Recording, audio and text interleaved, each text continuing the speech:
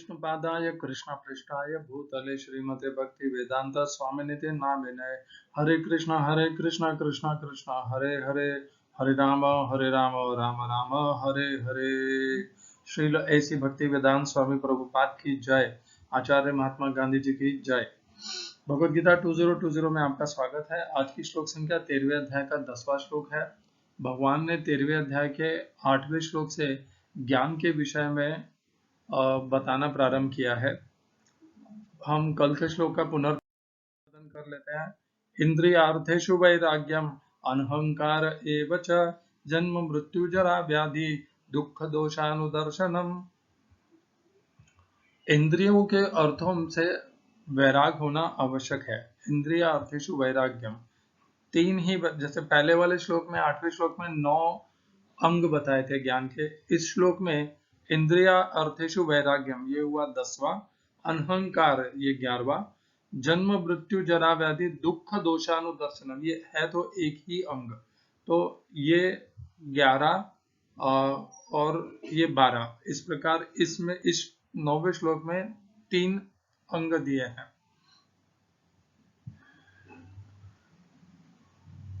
इंद्रियों के विषयों में, इंद्रियां और इंद्रियों के विषयों के बीच में राग और द्वेष है। इंद्रिय से अर्थे राग द्वेषो व्यवस्थितो तयोर न वशमा गच्छे तौ यस्य परिपंथिनो। हमारे भक्ति और साधना के मार्ग के यही सबसे बड़े दुश्मन हैं और इनके ऊपर विजय प्राप्त करना है, ये तो भगवान हमें दूसरे अध्याय से कहते आ रहे हैं। और हमने अनेकों अध्याय में भगवान से बार बार ये कहते हुए, हमें ज्ञान देते हुए, उपदेश देते हुए, आदेश देते हुए सुना कि इंद्रियों के विषयों से हमें हटना है, क्योंकि ये हमारे मार्ग के सबसे बड़े शत्रु हैं। तो इसमें कुछ भी नया नहीं है। नया इतना है कि भगवान ने इंद्रियों के विषयों से जो हटते हैं, हम हटते हैं, उसे अपने आप में ज्ञान कह दिया है। तो अर्थात ये हो गया कि जो मनुष्य इंद्रियों के विषयों में रमण कर रहे हैं और आनंदित हो रहे हैं, वे अज्ञान में हैं। हरे कृष्णा। तो जो मनुष्य, जैसे हम ज्यादातर मनुष्य अपनी इंद्रियों को के द्वारा विषयों को भोगते हैं और भोग करके आनंद भी उसमें से प्राप्त करते हैं, किंतु भगवान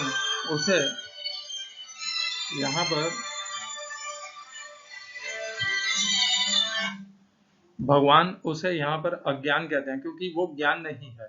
ज्ञान क्या है? ज्ञान इंद्रियों के अर्थों से, इंद्रियों के विषयों से इंद्रियों का वैराग्य होता है, तो वो ज्ञान है। और उसका विपरीत क्या होगा? वो अज्ञान होगा।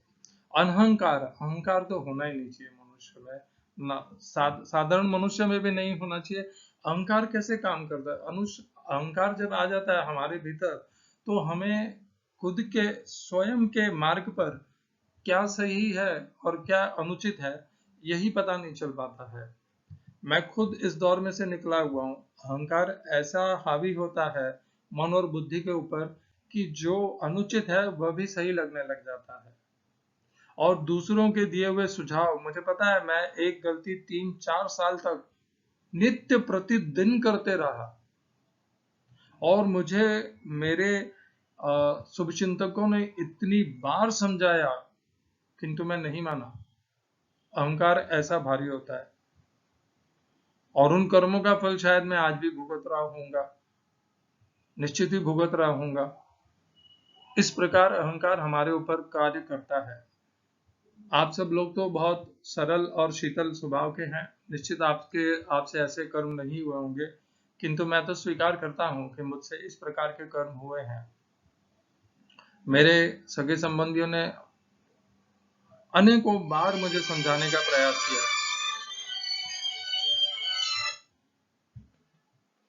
किंतु मैं नहीं माना और मैं वो अनुचित कर्म करते गया जिससे दूसरों को कष्ट होता गया। और मुझे जब इस बात का बोध हुआ, तब तक अनेकों वर्ष बीत चुके थे। बोध हुआ तो ग्लानि भी हुई कि मैं कैसे ये मूर्खता में ये करता रहा। जब तक बोध हुआ तब तक उसको सुधार करने की अवस्था बीत चुकी थी। जो पहले सही लग रहा था वो जब अहंकार हटा तब वही अनुचित लगने लग गया।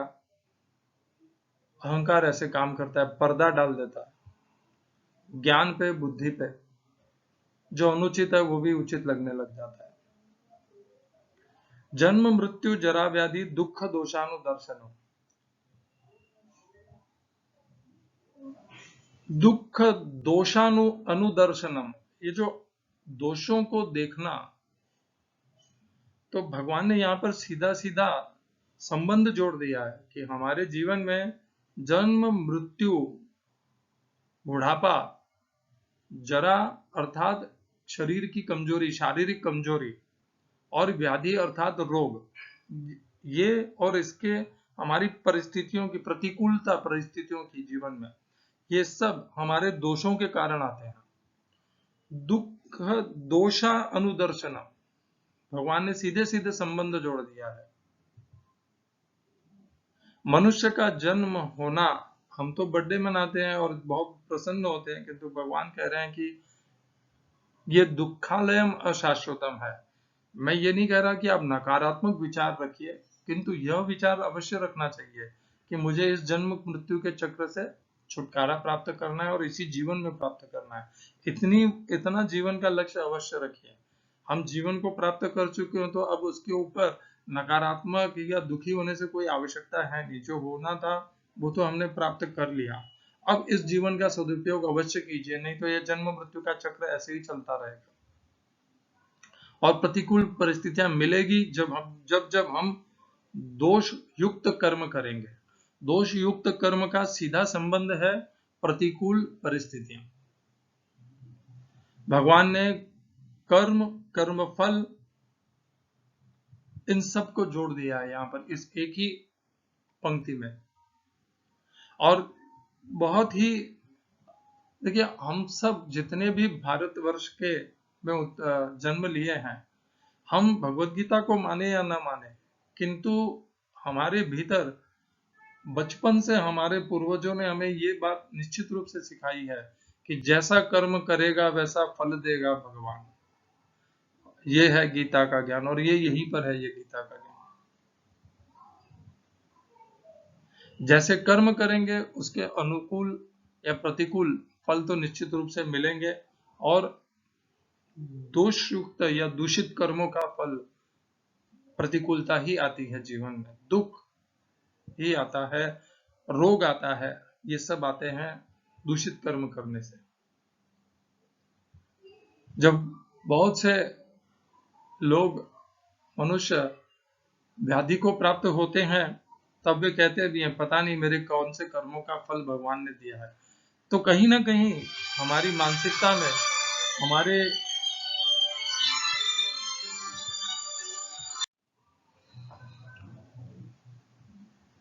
इस प्रकार हमारी संस्कृति ने हमें गीता का ज्ञान सुषुप्त रूप से तो दे ही दिया है। ये हमारी भारतवर्ष में जन्म लेने का यही सौभाग्य है। हम भाग्यशाली हैं क्योंकि हमारे पास वह अपने आप ही हमारे जीवन में है। किंतु दुख की बात यह है कि यह सब जानते हुए भी हम पाप कर्मों से ऊपर नहीं उठते हैं,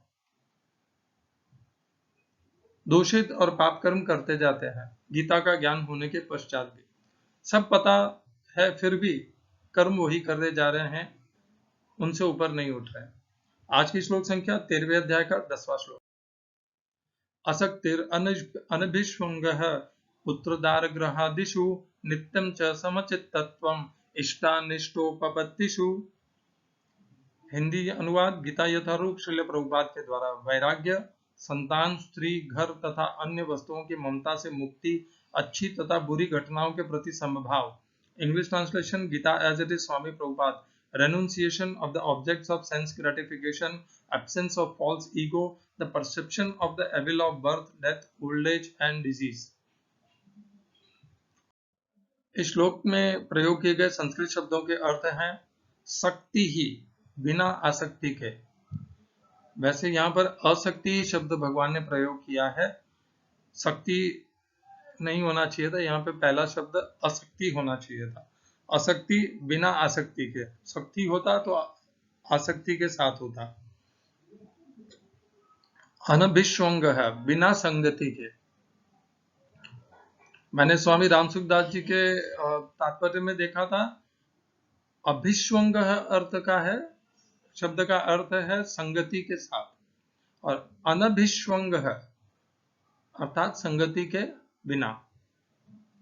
पुत्र अर्थात पुत्र, दार अर्थात स्त्री, गृह अर्थात घर आदि में, आदिशु आदि में। दूसरी पंक्ति नित्यम सदैव निरंतर, च भी सम समचित्तत्वम समभाव, इष्ट अनिष्ट, इष्ट अर्थात इच्छित, अनिष्ट अर्थात अवांछित, अनवांछित होना चाहिए, अवांछित नहीं, अनवांछित। अवांछित अर्थात तो इच्छा वाले ही होते हैं। अनिष्ट अर्थात अनवांछित।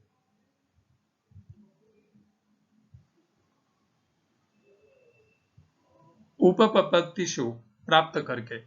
इस श्लोक का तात्पर्य गीता यथारूप स्वामी प्रभुपाद के द्वारा।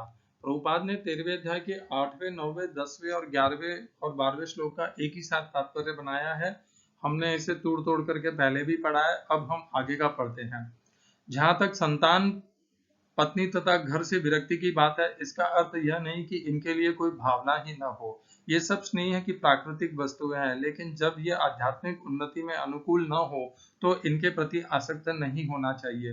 घर को सुखमय बनाने की सर्वोत्तम विधि कृष्ण भावनामृत है। यदि कोई कृष्ण भावनामृत से पूर्ण रहे तो वह अपने घर को अत्यंत सुखमय बना सकता है, क्योंकि कृष्ण भावनामृत की विधि अत्यंत सरल है। इसमें केवल हरे कृष्ण कृष्ण कृष्ण हरे हरे, हरे राम राम राम हरे हरे का कीर्तन करना होता है। कृष्णार्पित भोग का उच्छिष्ट ग्रहण करना होता है। भगवत गीता तथा श्रीमद् भागवत जैसे ग्रंथों पर विचार विमर्श करना होता है और अर्चा विग्रह की पूजा करनी होती है। इन चारों बातों से मनुष्य सुखी होगा। मनुष्य को चाहिए कि अपने परिवार के सदस्यों को ऐसी शिक्षा दे। परिवार के सदस्य प्रतिदिन प्रातः तथा सायंकाल बैठकर साथ साथ हरे कृष्ण मंत्र का कीर्तन करें। यदि कोई इन चारों सिद्धांतों का पालन करते हुए अपने पारिवारिक जीवन को कृष्ण भावनामृत विकसित करने में ढाल सके तो पारिवारिक जीवन को त्याग कर विरक्त जीवन बिताने की आवश्यकता नहीं होगी। लेकिन यदि वह आध्यात्मिक प्रगति के लिए अनुकूल न रहे तो पारिवारिक जीवन का परित्याग कर देना चाहिए। मनुष्य को चाहिए कि कृष्ण के साक्षात्कार करने तथा उनकी सेवा करने के लिए सर्वस्व न्यौछावर कर दे, जिस प्रकार से अर्जुन ने किया था। अर्जुन ने अपने परिजनों को मारना नहीं चाह रहा था, किंतु जब वह समझ गया कि ये परिजन कृष्ण साक्षात्कार में बाधक हो रहे हैं तो उसने कृष्ण के आदेश को स्वीकार कर लिया। वह उनसे लड़ा और उसने उनको मार डाला। इन सब विषयों में मनुष्य को पारिवारिक जीवन के सुख दुख से विरक्त रहना चाहिए, क्योंकि इस संसार में कोई कभी भी न तो पूर्ण सुखी रह सकता है न दुखी। सुख दुख भौतिक जीवन को दूषित करने वाले हैं। मनुष्य को चाहिए कि वह इन्हें सहना सीखे, जैसा कि भगवत गीता में उपदेश दिया गया है। कोई कभी भी सुख दुख के आने जाने पर प्रतिबंध नहीं लगा सकता। अतः मनुष्य को चाहिए कि भौतिकवादी जीवन शैली से अपने को विगलत कर ले और दोनों ही दशाओं में समभाव बनाए रखे। सामान्यतया जब हमें इच्छित वस्तु मिल जाती है तो हम अत्यंत प्रसन्न होते हैं, और जब अनिच्छित घटना घटती है तो हम दुखी होते हैं। लेकिन यदि हम वास्तविक आध्यात्मिक स्थिति को प्राप्त हों तो ये बातें हमें विचलित नहीं कर पाएंगी। इस स्थिति पर पहुंचने के लिए हमें अटूट भक्ति का अभ्यास करना होता है। विपद हुए बिना कृष्ण भक्ति का अर्थ होता है भक्ति को नव विधियों, कीर्तन, श्रवण, पूजन आदि में प्रवृत्त होना, जैसा 9वें अध्याय के अंतिम श्लोक में वर्णन हुआ है। इस विधि का अनुसरण करना चाहिए। यह स्वाभाविक है कि आध्यात्मिक जीवन शैली का अभ्यस्त हो जाने पर मनुष्य भौतिकवादी लोगों से मिलना नहीं चाहेगा। इससे उसे हानि पहुंच सकती है। मनुष्य को चाहिए कि वह परीक्षा करके देख ले कि वह अवांछित संगति के बिना एकांतवास करने में कहाँ तक सक्षम है। यह स्वाभाविक ही है कि भक्त में व्यर्थ के खेलकूद या सिनेमा जाने या किसी सामाजिक उत्सव में सम्मिलित होने की कोई रुचि नहीं होती, क्योंकि वह यह जानता है कि यह समय को व्यर्थ गंवाना है। कुछ शोध छात्र तथा दार्शनिक ऐसे हैं जो काम वासना पूर्ण जीवन या अन्य विषय का अध्ययन करते हैं, लेकिन भगवद गीता के अनुसार ऐसे शोध कार्य और दार्शनिक चिंतन निरर्थक हैं। यह एक प्रकार से व्यर्थ होता है। भगवत गीता के अनुसार मनुष्य को चाहिए कि अपने दार्शनिक विवेक से वह आत्मा की प्रकृति के विषय में शोध करे। उसे चाहिए कि वह अपने आत्मा को समझने के लिए शोध करे। यहाँ पर इसी की संस्तुति की गई है। जहाँ तक आत्म साक्षात्कार का संबंध है, वहाँ यहाँ पर स्पष्ट उल्लेख है कि भक्ति योग ही व्यावहारिक है। ओम अज्ञानतिमिरन्धस्य ज्ञानाञ्जनशलाकया चक्षुरुन्मीलितं येन तस्मै श्रीगुरुवे नमः। एकं शास्त्रं देवकीपुत्रगीतम् एको देवो देवकीपुत्र एव एको मन्त्रस्तस्य नामानि यानि कर्माप्येकं तस्य देवस्य सेवा। हरे कृष्ण गोविंदा। आसक्ति ही अनभिष्वंग। आसक्ति, शक्ति अर्थात आसक्ति, शक्ति अर्थात आकर्षण, और आसक्ति अर्थात अनाकर्षण, बिना आसक्ति। आसक्ति आसक्ति इन दोनों में अंतर है। अ और आ का अंतर है और शब्दों का पूरा विपरीत अर्थ है। आसक्ति अर्थात बिना आसक्ति के, और आसक्ति तो हम सब जानते ही हैं कि हम पूर्णतया आसक्त रहते हैं, उसे आसक्ति कहा जाता है। अनभिष्वंग है, अभिष्वंग होता है संगति के साथ, और अनभिष्वंग होता है संगति के बिना। किसकी संगति? पुत्रदार ग्रहादिशो। तो हमने 9वें श्लोक तक 12 अंग देख लिए थे ज्ञान के। अब इसमें क्या क्या बताया? असक्ति ही अनभिष्वंग पुत्रदार ग्रहादिशो, ये हो गया 13वां। नित्यम च समचित्तम च इष्टानिष्टो पपत्तिषु, ये हो गया 14वां। तो 14 अंग, यहाँ पे 2 अंग दिए हैं। पहली पंक्ति में तो ये बताया है भगवान ने कि पुत्र, स्त्री और अपने स्वयं के घर, इन तीनों के प्रति ना तो आसक्ति होनी चाहिए और उनके प्रति संगति की लालसा भी नहीं होनी चाहिए। मुझे ध्यान आ रहा है कि एक बार हम इस्कॉन में खड़े थे, जुहू इस्कॉन मंदिर में, और हमारे वहां पर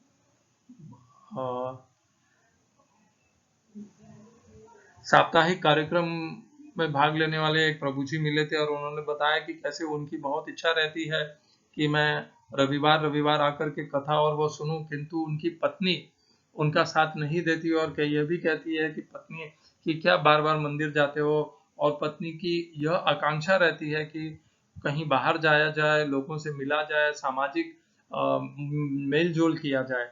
तब उस समय मैंने उन्हें यही श्लोक बताया था। भगवान की कृपा से यह श्लोक मुझे उस समय बहुत सही याद आया था। मैंने उन्हें बताया था कि 13वें अध्याय के 10वें श्लोक में है, भगवान कहते हैं असक्तिर अनभिष्वंग पुत्र दार ग्रहादिशु। और इस प्रकार जब मनुष्य परिवार में रहते हुए भी उनसे जुड़ता नहीं है और उनके प्रति आसक्त नहीं रहता है, अनासक्त रहता है, तब वह ज्ञान है। और हम साधारण मनुष्य जिस प्रकार अपने पुत्र पुत्री, परिवार, घर, इनके प्रति आसक्त रहते हैं, तो वह सब ज्ञान है। ज्ञान और अज्ञान का भेद यही है।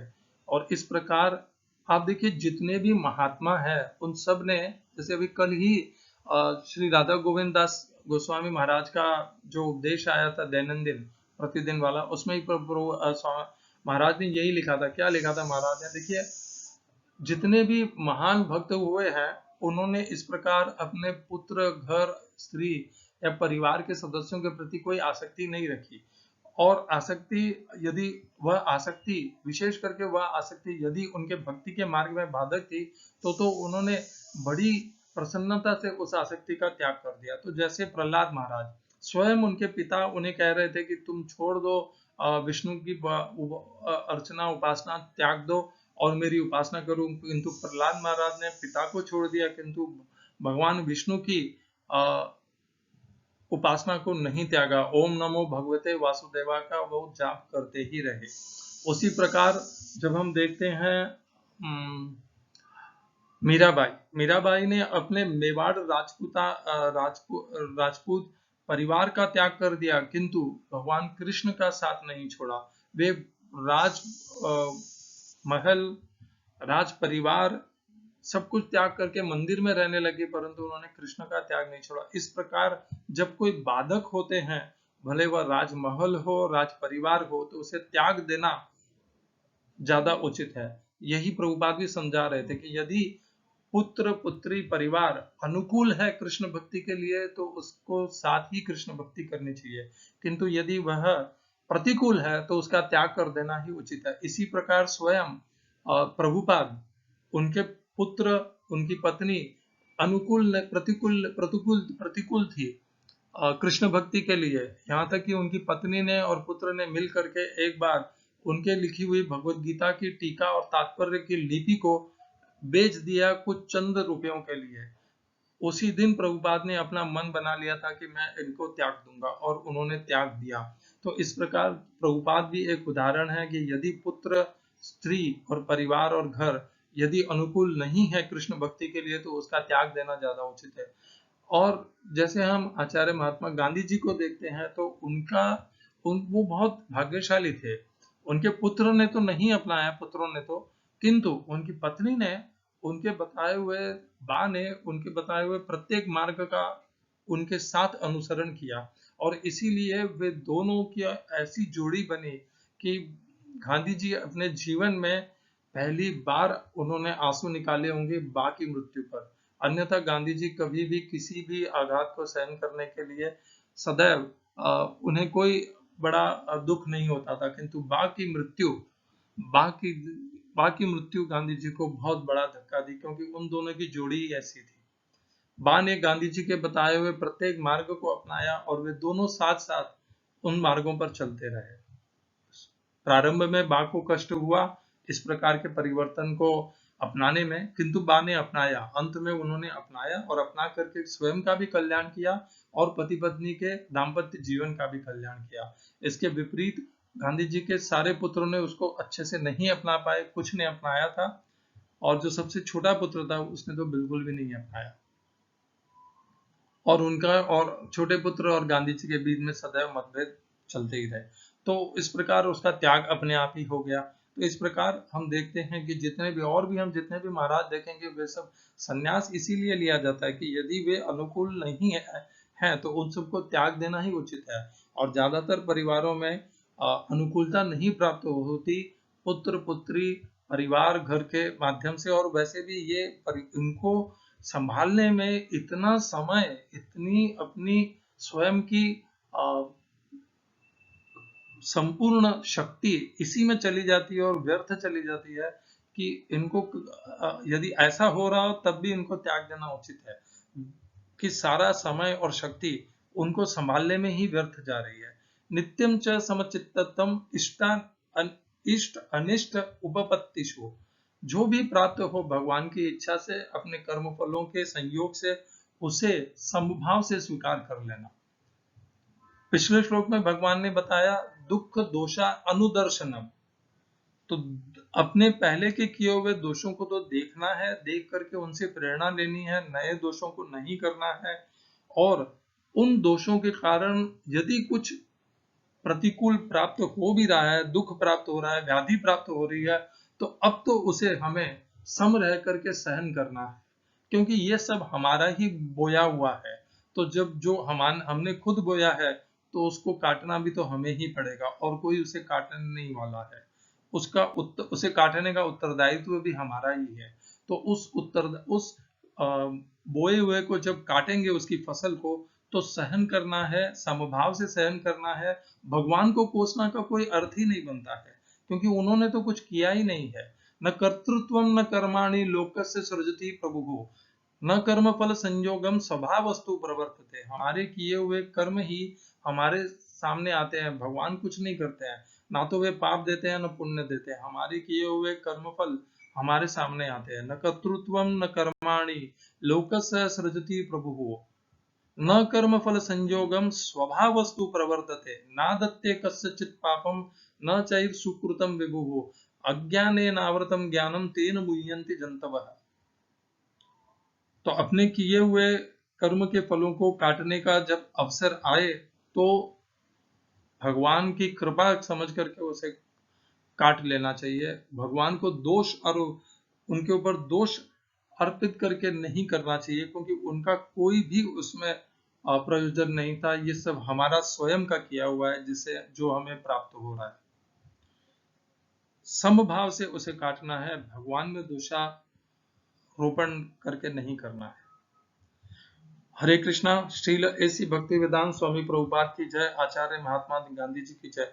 इस प्रकार जब मनुष्य समभाव से प्रतिकूल परिस्थितियों को भी सहन कर लेता है, काट लेता है, तो वह ज्ञान है। और यदि भक्त भगवान के ऊपर दोषारोपण करता हुआ उसे काटता है कि मैं तो इसके लायक ही नहीं था, योग्य भी नहीं था, फिर भी आपने मुझे ये दे दिया, और भगवान की व्यवस्था और कर्मफल की व्यवस्था के ऊपर लांछन लगाता है, तो ये सही नहीं है। ये अपने आप में एक फिर से नए चक्र की, काल चक्र, कर्म चक्र की को प्रारंभ कर देता है। भगवान में अविश्वास कभी नहीं करना है। भगवान जो कुछ भी करते हैं हमारे कल्याण के लिए करते हैं, इस भाव को सदैव बनाए रखना है। हरे कृष्णा।